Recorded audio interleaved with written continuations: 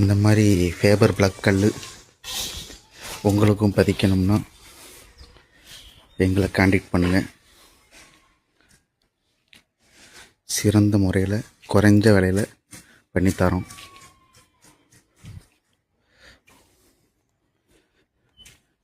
எண்பது டிசைன் இருக்குது.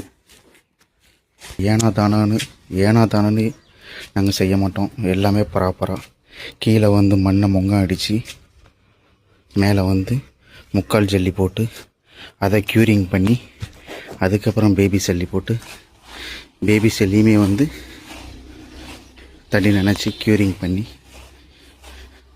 அதுக்கப்புறமா நாங்கள் மட்டம் கடத்தி கல் பதிக்கிறோம். வேலை நடந்துக்கிட்டு இருக்கு.